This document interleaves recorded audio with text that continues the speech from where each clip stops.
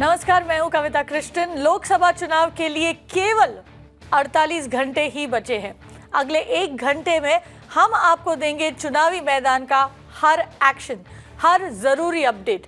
शुरू करेंगे हमारे इलेक्शन बुलेटिन इंडिया वोट्स। क्या चुनाव आयोग जानबूझकर आचार संहिता के उल्लंघन की अनदेखी कर रही है? ये गंभीर आरोप लगाया है पूर्व नौकरशाहों ने। 66 रिटायर्ड नौकरशाहों ने या ब्यूरोक्रेट्स ने मिलकर राष्ट्रपति कोविंद को एक खत लिखा है, जिसमें लोकसभा चुनाव में चुनाव आयोग की भूमिका पर सवाल उठाए गए हैं। सरकार में बड़े ओहदों को संभाल चुके इन ब्यूरोक्रेट्स ने अपने खत में 1-2 नहीं बल्कि 9 ऐसे एग्जाम्पल्स दिए हैं जहां पर कथित तौर पर चुनाव आयोग का रवैया कथित तौर पर पक्षपात वाला दिख रहा है। जी, और यहाँ पर जो एग्जाम्पल्स गिनाए गए उसमें अगर बात करें तो उसके बारे में बात करें तो एक तो सीधे सीधे जो बायोपिक प्रधानमंत्री के जीवन पर जो बायोपिक जो मूवी बनी है प्राइम मिनिस्टर नरेंद्र मोदी, उसके बारे में यहाँ पर बात की गई है। इसी तरह जो वेब सीरीज शुरू होने वाली है 10 part web series Modi a common man's journey, भी उसका भी एग्जाम्पल जो है यहाँ पर गिनाया गया है।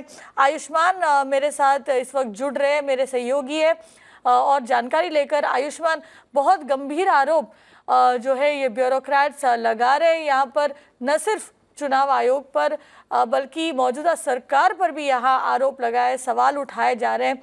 और क्या जानकारी आप हमें दे सकते हैं? कौन से ऐसे 9 एग्जाम्पल्स या मौके गिनाए इन्होंने जहाँ पर उनका कहना है कि कथित तौर पर चुनाव आयोग यहाँ कथित तौर पर पक्षपात कर रहा है?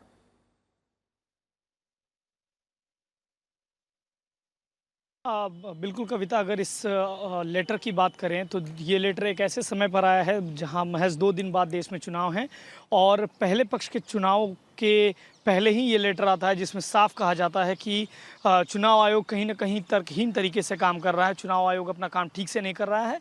और पत्र लिखा भी किसे गया है? देश के राष्ट्रपति को, जिनके अंदर ये चुनाव आयोग आता है। पत्र में कुछ खास बातें लिखी गई हैं जिससे जानना बहुत ज़रूरी है। सबसे पहली बात, प्रधानमंत्री मोदी के उस संबोधन की जिसमें उन्होंने मिशन शक्ति का जिक्र किया था। उसमें कहा गया है कि जिस तरह से चुनाव आयोग ने इसका संज्ञान लिया, प्रधानमंत्री को सीधा क्लीन चिट दिया, वो कहीं ना कहीं सवाल उठाता है। दूसरा वाक्य बताया गया है योगी आदित्यनाथ, जो कि उत्तर प्रदेश के मुख्यमंत्री हैं, उन्होंने मोदी की सेना कहकर भारतीय जवानों को संबोधित किया था। अपनी रैली में कहा था कि ये मोदी की सेना थी जो कि पाकिस्तान में गई थी। इस पर भी उन ब्यूरोक्रेट्स ने कहा है कि कहीं ना कहीं चुनाव आयोग ने सही तरीके से कार्रवाई नहीं की। तीसरा वाक्य उन्होंने तब बताया जब प्रधानमंत्री मोदी को लेकर जो फिल्म आ रही है उस पर कड़ा रुख अख्तियार करने की बात की गई, उस पर भी कोई कार्रवाई नहीं की गई। चौथा ही ऐसा मामला कहा गया कि आयुष्मान बने रहिए हमारे साथ। आशीष सूद जो कि बीजेपी के प्रवक्ता हमारे साथ इस वक्त जुड़ रहे। आशीष जी, शुक्रिया हमारे साथ जुड़ने के लिए। सबसे पहले सवाल आपसे तो यही बनता है कि यहाँ पर काफी संगीन जो है आरोप पार्टी पर लग रहे हैं, सरकार पर लग रहा है और इलेक्शन कमीशन पर भी। क्या कहना चाहेंगे आप? देखिए, पिछले कुछ वर्षों में इस प्रकार की घटनाएं बहुत होने लगी हैं जहां अपने निजी स्वार्थों के लिए सरकार और इंस्टीट्यूशंस को घेरने का प्रयास किया जाता रहा है।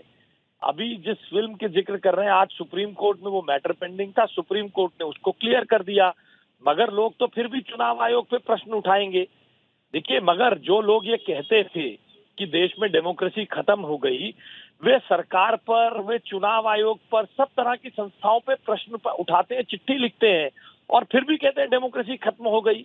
मैं समझ नहीं पा रहा हूं वे क्या मुद्दा बनाना चाहते हैं, what point they want to make. इसलिए मायावती सरेआम ये कहें कि मुसलमान वोट दें, उनको डेमोक्रेसी खतरे में नहीं लगती है। स्मृति ईरानी जी के बारे में अपशब्दों का इस्तेमाल हो, सरेआम इस्तेमाल हो, उनको नहीं लगता है। देश में सभी संस्थाओं को निष्पक्ष और पारदर्शी रूप से काम करना चाहिए, हम भी इसके हिमायती हैं, परंतु इनके संदर्भ में सिलेक्टिव टिप्पणी ये किसी भी संस्था को मजबूत नहीं करेगी, ये संस्थाओं को कमजोर करती है। और व्यक्ति जब सिलेक्टिव टिप्पणी करते हैं तो उनकी प्रामाणिकता पर भी प्रश्न चिन्ह उठते हैं। नहीं, आशीष सूद आप जो कह रहे हैं, जो एग्जाम्पल्स आपने इस वक्त गिनाए, अगर आपको इससे दिक्कत होती, पार्टी को दिक्कत होती, आप चले जाते इलेक्शन कमीशन के पास। हम तो जा ही रहे हैं ना जी, इलेक्शन कमीशन में हमने शिकायत दर्ज कर ही रहे हैं मायावती जी के खिलाफ, और जिनको हमारे खिलाफ जी, और इसी तरह आपके खिलाफ भी तो आयोग में जाएं। देखिए आपने बहुत अच्छी बात कही, हमें दिक्कत है हम चुनाव आयोग में जाएं, उन्हें दिक्कत है वो चुनाव आयोग में जाएं। अगर उनको दिक्कत है और उनकी दिक्कत को चुनाव आयोग सेट असाइड करे तो आप चुनाव आयोग की मंच पर प्रश्न उठाएंगे, ये तो अच्छी बात नहीं है ना। जब आपकी मर्जी के फैसले ना हो तो आप आशीष जी जजेस पे प्रश्न उठा दे। अब जब वही जज बैठते हैं आज चीफ जस्टिस के रूप में तो आपकी बोलती बंद हो जाती है। इसलिए मेरे को दिक्कत है मैं चुनाव आयोग पे जाऊंगा, उनको दिक्कत है वो जाएंगे, मगर उस निर्णय के बाद हम चुनाव आयोग के निर्णयों के पीछे हेतु को जोड़ दें। आशीष जी बने रहिए हमारे साथ, क्योंकि इस वक्त हमारे साथ रमणी वेंकटेशन जुड़े हैं, रिटायर्ड आईएएस ऑफिसर है, वो भी इस लेटर के सिग्नेटरी है। रमणी वेंकटेशन, यहाँ पर आशीष सूद का कहना है कि ये तो बात वही हुई कि अगर फैसला आपके पक्ष में नहीं होता है, आपने शिकायत की, फैसला आपके पक्ष में नहीं हुआ, इसीलिए अब आप कह रहे हैं कि पक्षपात हो रहा है। वैसे तो कोई हमारा पक्ष ही नहीं है, तो फैसले हमारे पक्ष में होने का तो सवाल ही नहीं उठता है, नंबर 1। नंबर 2, यहाँ पे कोई फैसले का सवाल नहीं आता है।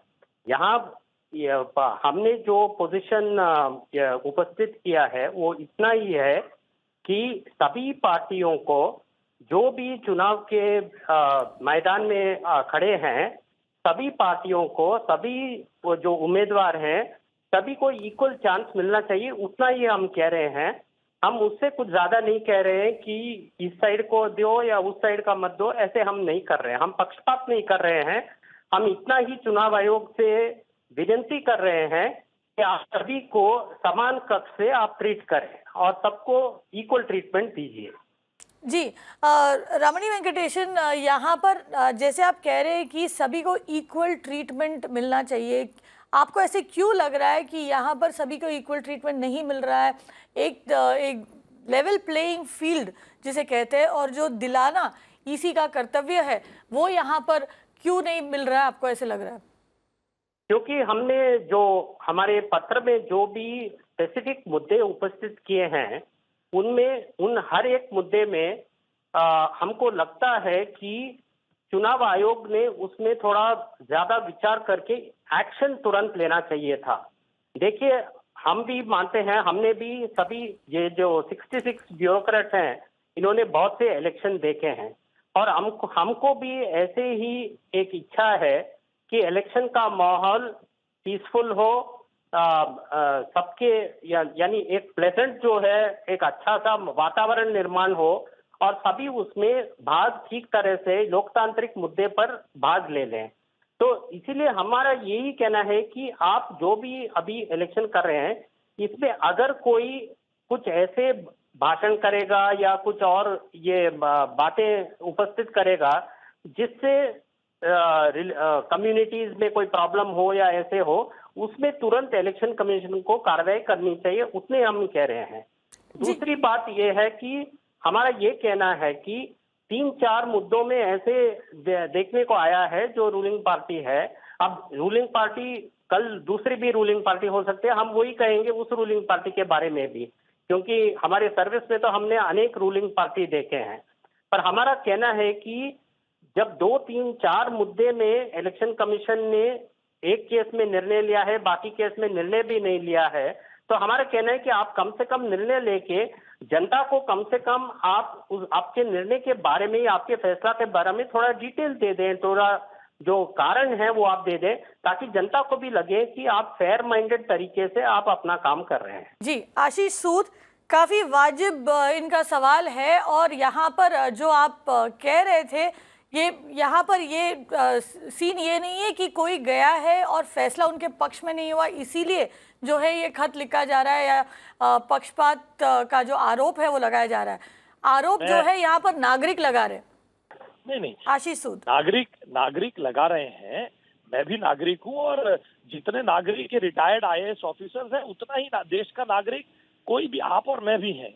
मेरा सवाल इसमें इतना है, आप आपके concern transparent and fair elections के लिए जो आपके कंसर्न्स है, आपकी चिंता है, वाजिब है, मैं उसका स्वागत करता हूं, मगर उसके लिए केवल एक दल विशेष को टारगेट करके एग्जाम्पल्स देना, उसके लिए मायावती जी का एग्जाम्पल भी इन ब्यूरोक्रेट्स को निकालना चाहिए था। उसके लिए कांग्रेस के बड़े नेताओं का देश की वर्तमान मंत्री जो चुनाव लड़ रही हैं उनके बारे में अभद्र टिप्पणियों के बारे में भी एग्जाम्पल को कोट करके अगर वो बात करे तो इसमें फेयरनेस दिखता है, उस समय पर यह प्रामाणिक दिखता है। परंतु जब आप केवल एक दल विशेष के संदर्भ में टिप्पणी कर कर और चुनाव आयोग के संदर्भ में आपने एक अर्जी दी, इसके संदर्भ में चुनाव आयोग को कुछ कहना चाहिए, कितना जल्दी कहना चाहिए ये आपका कंसर्न हो सकता है, परंतु आप ये प्रश्न चिन्ह उठा दें कि चुनाव आयोग इस पे कार्रवाई नहीं कर रहा, ये भी जल्दबाजी है। एक इतने वर्षों से इमरजेंसी में भी चुनाव आयोग ने फेयर इलेक्शन कराया। भारत के चुनाव आयोग विश्व के सबसे बड़े लोकतंत्र में समय समय पर तमाम चुनौतियों के बाद करता रहा है, परंतु सिलेक्टिव एग्जाम्पल्स के साथ आप चुनाव आयोग पे प्रश्न उठाएंगे तो आप पर भी प्रश्न उठेंगे। सिलेक्टिव एग्जाम्पल्स, रमणी वेंकटेशन, सिलेक्टिव एग्जाम्पल्स आपने क्यों दिए? क्या वो इसीलिए क्योंकि आप रूलिंग पार्टी पर सवाल उठा रहे हो, जो कि आपके खत में लिखा हुआ है सीधे तौर पर? कि हमारे एग्जाम्पल सेलेक्टिव नहीं है। अगर सेलेक्टिव होते तो हम ये सभी जो एग्जाम्पल दिए हैं ये सब तो पिछले 2-3 हफ्ते से पूरे मीडिया में, पूरे समाज में इसके बारे में चर्चा हो रही है। तो ऐसे रमन साहब, एक सप्ताह 8-10 दिन से स्मृति ईरानी जी के संदर्भ में अभद्र टिप्पणियां भी थी, उस पर चुनाव आयोग को संज्ञान लेना चाहिए था। हाँ, मैं आपको भी उस दायरे में नहीं आता है। आशीष सूद, उन्हें जवाब देने दीजिए। मैं सूद साहब को यही बोलना चाहता हूं कि अभी इलेक्शन पूरे नहीं हुए हैं। हमारा जो ग्रुप है वो बाकी पार्टियों का भी जो बिहेवियर है, उनका जो बर्ताव है, उस पर भी निगरानी रखेगी। अगर हमको कल क्लियर दिखा कि एक A-B-C केसेस में भी उन्होंने कुछ ज्यादा टिप्पणी की है या टिप्पणी ऐसे की है जो डिसेंसी और इसको क्रॉस कर देती है, तो उन केसेस में भी हम आवाज उठाएंगे। हम एक पार्टी के विरुद्ध कभी नहीं करेंगे, सभी पार्टी के लिए। हमारा कोई पार्टी से मकसद नहीं है, हम हर एक आदमी और हर एक पार्टी का उन्होंने इलेक्शन ठीक तरह से लड़ना चाहिए, इतनी ही हमारी इंटरेस्ट है। जी, आप दोनों का बहुत बहुत शुक्रिया। वक्त की कमी है, लेकिन एक बात तो यहाँ पर तय है और ये बात मिरर नाउ बार बार उठा रही है, बार बार ये हमने रिपोर्टिंग भी किया है कि इस चुनाव में खास करके अगर आप कोड ऑफ कंडक्ट देखें तो ऐसे कई वाकये सामने आए जहां पर ऐसे लगने लगा है कि कोड ऑफ कंडक्ट का वायलेशन हो रहा है, धड़ल्ले से पार्टियां मॉडल कोड ऑफ कंडक्ट को वायलेट कर रही है। साथ ही साथ पैसों का जो का सीजर है, अगर उस पर भी आप नज़र रखें तो डर्टी मनी का बहुत भयानक तरीके से सीजर हुआ है। कल तक ही करीब 1500 से 1800 करोड़ रुपए तक का माल बरामद हुआ है और ये सिर्फ पैसा ही नहीं, सिर्फ कैश नहीं, बल्कि अल्कोहल, ड्रग्स, हर तरीके का जो सामान है यहाँ पर बरामद हुआ है। यानी सवाल ज़रूर उठाना पड़ेगा कि इस इलेक्शन को फ्री एंड फेयर करने के लिए और क्या क्या चीज़ों की ज़रूरत है, ईसी को यहाँ पर कितना स्ट्रॉन्गली यहाँ पर एक्शन लेने की ज़रूरत है। चलेंगे सीधे मेरे सहयोगी आयुष्मान के पास। आयुष्मान, सवाल आपसे ये है, ये खत तो गई है प्रेसिडेंट के पास, उसके बाद बात कुछ आगे बढ़ी है, कोई एक्शन हुआ है?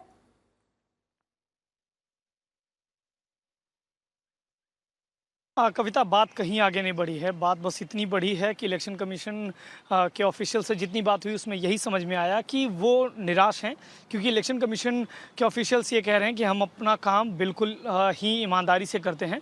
पॉलिटिकल पार्टीज़ ये आरोप लगाती रही हैं इलेक्शन कमीशन पे, चाहे ईवीएम का मुद्दा हो या फिर मॉडल कोड ऑफ कंडक्ट के वायलेशन में नोटिस का मुद्दा हो। पॉलिटिकल पार्टीज़ ने हमेशा इलेक्शन कमीशन पे निशाना साधा है, लेकिन ये ब्यूरोक्रेट से आना कहीं ना कहीं इलेक्शन कमीशन के लिए निराशा की बात है। हालांकि दूसरी ओर इलेक्शन कमीशन अपना स्टैंड साफ मेंटेन करता है। वो कहते हैं कि हमने हमेशा से ईमानदारी से काम किया है, ये नहीं देखा है कि कौन सत्ता में है और कौन सत्ता में नहीं। हमने अपना काम पूरी निष्पक्षता से किया है।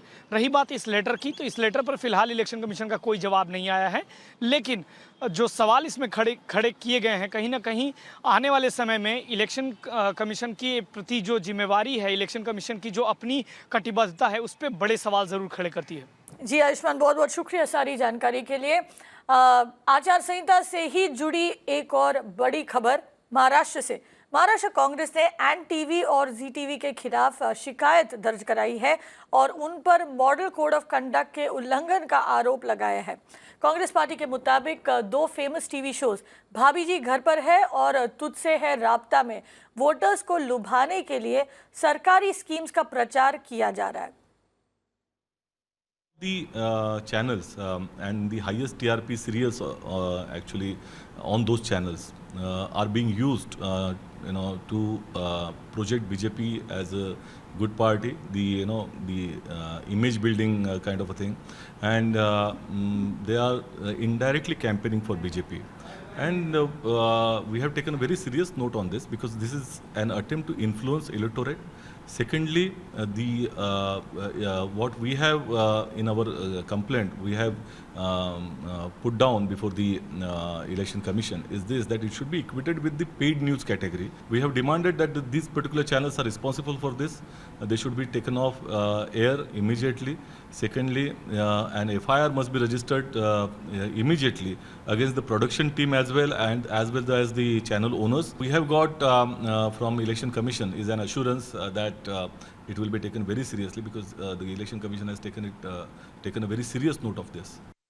चलते सीधे मुंबई हमारे सहयोगी दिशा शाह के पास और जानकारी के लिए। दिशा, यहाँ पर सीधे सीधे आरोप लग रहा है बीजेपी पर भी और दोनों चैनल पर भी जो ये शोज चलाती है, क्या कहना है सब लोगों का और ईसी का इस पर क्या प्रतिक्रिया रही है?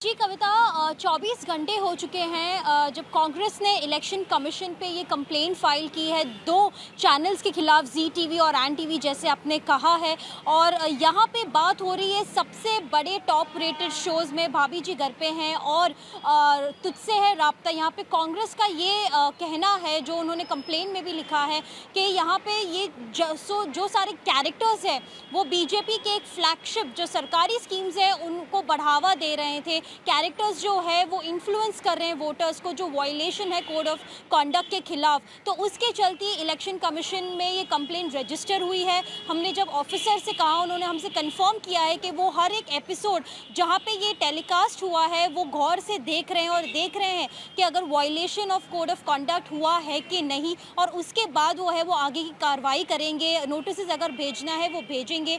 जबकि कांग्रेस ये भी कह रही है कि ना कि सिर्फ चैनल्स के खिलाफ बट प्रोडक्शन हाउस और कैरेक्टर्स के खिलाफ भी एफआईआर जो है वो रजिस्टर होने चाहिए, बिकॉज उनको रोज़ हर एक जो घर में है वो जनता जानती है, उनको हर रोज़ लोग देखते हैं। तो ये बहुत बड़ा इन्फ्लुएंस है वोटर्स को बीजेपी के प्रति खींचते हुए।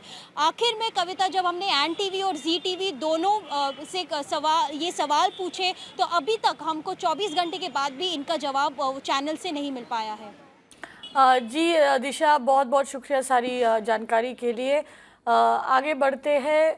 बीजेपी सांसद बाबुल सुप्रियो को वेस्ट बंगाल के आसनसोल में एक कैंपेन के दौरान लोगों ने घेर लिया। वहां के लोकल्स बाबुल सुप्रियो को देखते हुए गुस्से में आ गए। स्थानीय लोगों ने सांसद से सवाल किया कि केवल वोट मांगने के लिए ही वो आते हैं।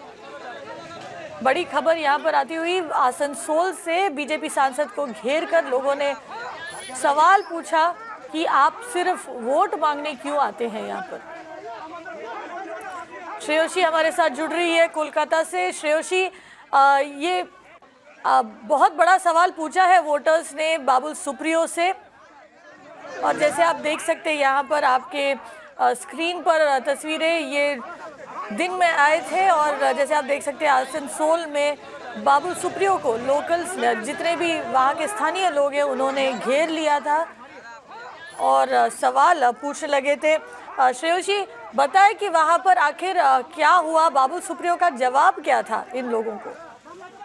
Well, this particular incident happened in Niga in Asansol district, which is the parliamentary constituency of sitting BJP MP and Union Minister Babul Supriyo. And he is going to be fighting the Lok Sabha election from this very constituency when he was on a campaign trail today. Passing through this area called Niga, the locals agitated there, raised slogans against him and even questioned him that how come he has just turned up before the elections and for the last 5 years they haven't seen him. There were certain allegations that were hurled at him, and there was a scuffle that broke out between the angry locals and the union minister who was campaigning in his parliamentary constituency. And at that point, those video, that particular incident was captured on tape. However, Babul Supriyo has dismissed all the allegations, saying that, in fact, this is a political conspiracy by the TMC because TMC workers were coming and trying to provoke the BJP Karyakartas in that political rally and create confusion and unrest while it was passing through that area. However, there has not been any formal complaint with the police or the authorities, the local authorities over there so far. Right, Shreyashi, but if you could give us a background into the kind of work that Babul Supriyo has actually done in his constituency? Well, he is the union minister from Asansol district, which was under his constituency. But you have to remember that between the state and the centre, there has been a part tussle over the central government schemes that have been implemented and not been implemented. Like Chief Minister Mamata Banerjee has made it very clear that they will not be a part of the Ayushman Bharat scheme. And time and again, we have seen the BJP hurl allegations at the state government for not letting them implement any of the central government schemes in West Bengal in Mamata Banerjee's regime. And at the same time, we've seen the state government saying that it's only they who are working for the people, and especially during the election campaigns, we're hearing more about these through the political war of words that are unfolding between the TMC and the BJP. But so far, when we have seen Babul Supriyo in the past saying that certain central scheme ads have been removed by the TMC goons in Asansol, his parliamentary district.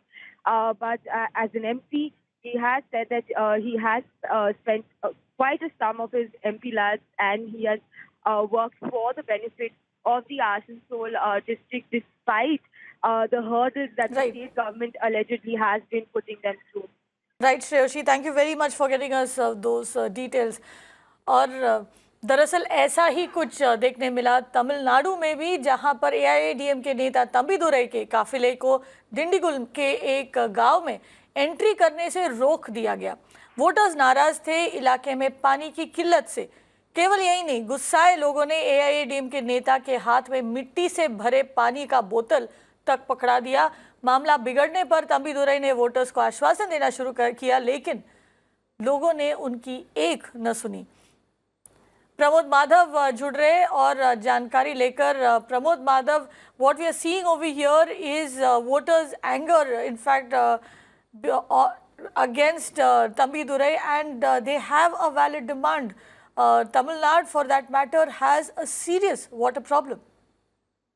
And apparently it seems a kind of connectivity the actual elected representatives seem to have with their constituency, and that seems to be the only one that Thambidurai had to face a major embarrassment in that area. Imagine the people of his constituency, a particular village called Landakote, did not allow him inside. They just gave him a bottle of water, which they apparently are drinking for so many years, and said that he has to take a sip of water if he wants to enter the place. And even after them repeatedly saying Thambidurai could not even take a sip of water from that bottle. That is the condition of water they have, and they've been drinking actually. So that's become a complete peril. In fact, Thambidurai and his the people who accompany them immediately said that they will rectify it within 2 days. They will make the collector talk to the collector and get them clearance for boarding and all other issues. The problem is that people started questioning, if they only have 2 days to clear the old issue, why didn't they do it in the past 5 years? Thambidurai did not have an answer, and apparently unable to face more such flagging questions, he had to leave the space. This is not just one incident. In various areas, the ruling government and various leaders are facing flack from the people who are asking genuine questions about why the government did not take any kind of notice about their worries. Right, Pramod, thank you for getting us those details. I'm afraid we'll have to cut you off there. Big